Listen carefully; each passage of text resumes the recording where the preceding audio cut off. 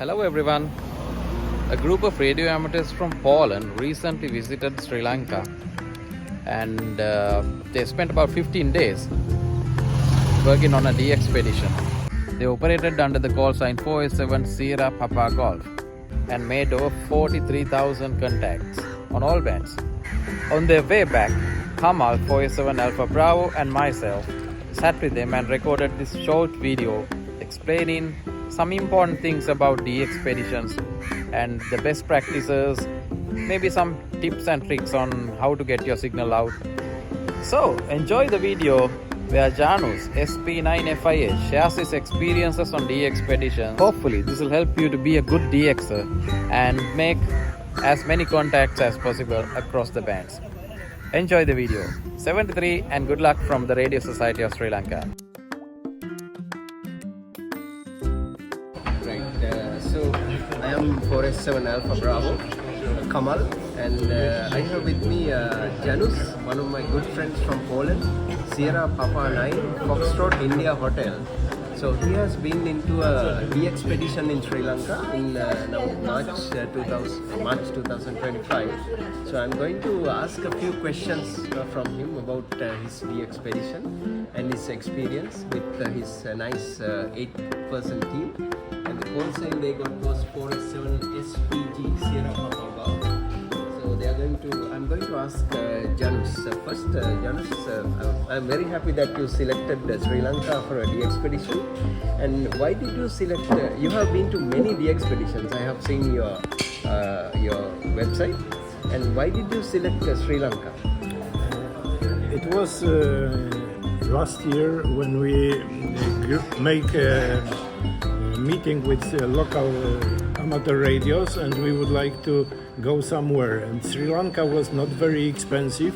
It was I have never been to Sri Lanka before, but from the books I read, Sri Lanka looked for me very exotic, with nice nature and probably nice people, and they occurred very nice. So we decided to come here because it was first not so expensive, exotic, and we found, after long search, we found a good location near the sea. Near the sea, right? Okay.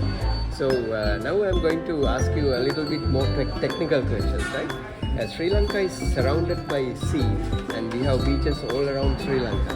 Why did you select the eastern coast of Sri Lanka? Any particular reason? Yes, there were two main reasons. First, we looked for a place which is not close to big cities or big villages because of electromagnetic noise. The second, it was good opening to main directions, means to Europe, North America and Japan. Right. And this northeast coast was mostly ideal. Right, okay. So now you have a big team, about eight of you actually. Your wives, ex-wives, and his son also is there. So how did the others enjoy while you were doing ham radio most of the time? Yes, we were divided on two groups. Right. First group seated by the radio, there were 4 operators, and second group mostly made shopping, sightseeing, photos, and helping to keep ropes and something like this. Right, okay. Right. So I saw in your pictures that you put a lot of vertical antennas. Yes. Do you like vertical antennas? Why didn't you bring like a Moxon or a hex beam or something like that? Few reasons. First reason, vertical antennas are simple in construction, and they survive also big wind or even storm. And also it's very practical, because if you have more complicated antennas, it could happen that something goes wrong. And sometimes if you have fabric-made antennas, you cannot repair on a place. Right. If you have wires, you can do with wires almost everything. Almost everything, right. Okay. You know. Yeah. Okay. I know I'm asking the questions for the benefit of our members.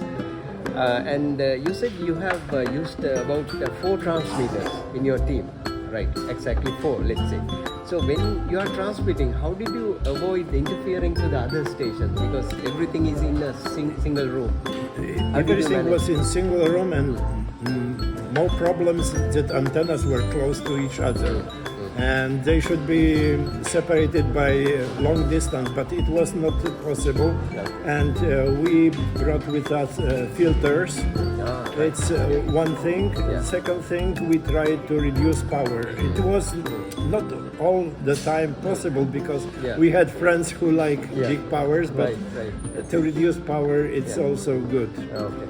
Yeah. And of course, on digital modes, if you everything goes in synchronized, so Synchronized, not a big problem. But Right. if one of us Yeah. would like to work CW or SSB, Yeah. we could switch off or reduce powers Okay. Right. stations around. Right. When I saw your logbooks and everything, it looks like you have done a lot of low band DXing.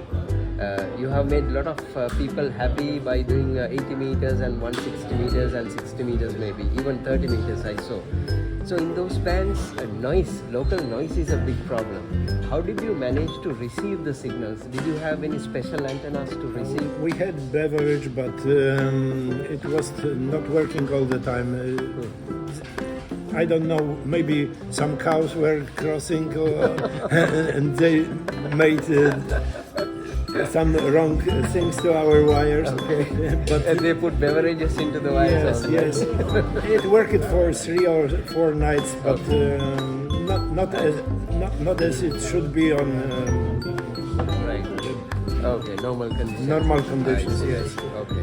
It is always on expeditions that something goes wrong. When I was on Marquesas, Right. I had 2 cows and 2 horses around. Okay. And I had very simple antenna, HF9V, I think. VV, I think. Yes, Yeah, HF9. and there was all nights were problems with radios. I see. When I woke up in the morning, radios Right. were destroyed. I should solder them, Right. then next night Okay. again. Yeah. So in this situation, did you bury the radios or were they just on the ground? On the ground, On the on the ground. And sometimes it's also good to have elevated radios. Yeah, right. All right. Another question now. Now this setup, you have got the entire guest house or the hotel for ham radio, basically, right? So there are other people walking around. How did they react to this DXpedition? It's something. Yeah. There were not so many tourists around. It was good. Okay. And our host was immediately answered that we can put antennas almost everywhere on the ground. Okay. Right. But in some locations it could be a problem. People don't know what are you doing. Yeah. They think they might be Spies or spy. illegal, yeah. Even they once or twice they say Yeah. it's not so nice view to the sea because you have put wires. Yeah, exactly. That happens even with some of our houses also. People put antennas. Right.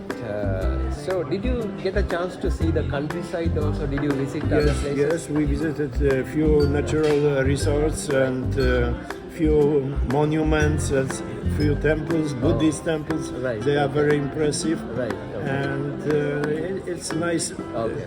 You know, we should stay here for a year, Oh, and really? it would be good to see some more Right, more exactly. places. Yeah. Okay.